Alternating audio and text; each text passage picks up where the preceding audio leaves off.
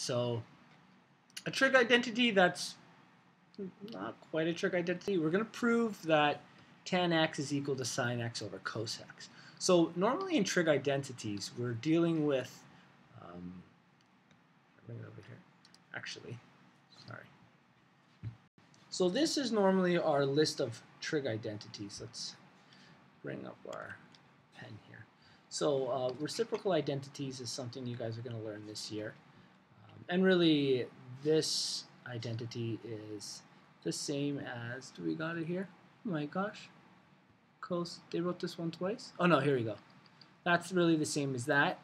This is pretty much the same as this, and this is pretty much the same as this. So even though they've shown 6 of them, there's really only 3 to memorize for your reciprocal identities.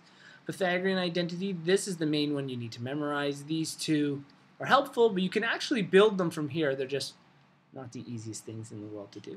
And then your quotient identity, which is what we're about to prove. Tan is equal to sine over cos. And cotangent is equal to cos over sine. Well, that's kind of just built from here. You don't really have to memorize that either. So really, in total, you got 1, 2, 3, 4, 5 major ones to remember. Okay. So let's go back to our other page here. What we wanted to do was prove that tan is equal to sine. Now, normally in a trig identity, you use those identities to prove things, but those identities aren't going to help us out here. But what we do know is, what about tan x? Well, I know that tan x, or tan theta, is equal to the opposite of a triangle over the adjacent of a triangle.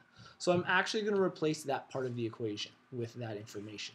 So let's put that down here and rewrite this equation. So we have the equation that tan x is equal to sine x. X is just your angle, whatever angle you're working with. We could have written as theta. I'm just going to leave it as x.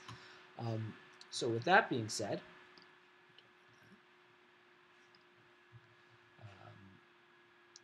our other two that we need to memorize are, I'm going to delete this. My son was playing with this, so the keyboard's on.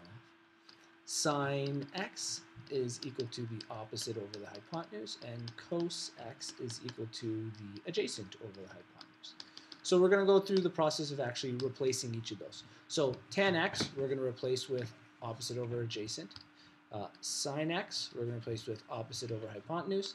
And cos x, we're going to replace with adjacent over hypotenuse. So with that being said, we have O over H, or sorry, O over A, which is tan, is equal to O over H divided by A over H.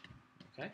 So really what we need to show is that the left side of this equation, so our left side and our right side, is equal to the right side of the equation.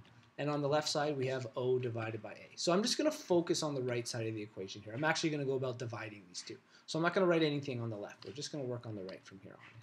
So O over H as a fraction. Well, that's O over H divided by A over H. And if we're dividing fractions, we never actually quite divide. We just turn it into a multiplication question. So we would turn this into multiplied by the, and we invert this. And when we invert it, we have H over A. We're going to multiply across. What's really going to happen is these H's are going to cancel out, but I'll actually do the multiplication. We have OH over HA.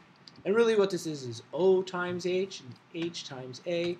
But these cancel out. They create a 1, which means all you're left with was O over A. And that, let's see if, yeah, my son still played with that thing, so it's all off.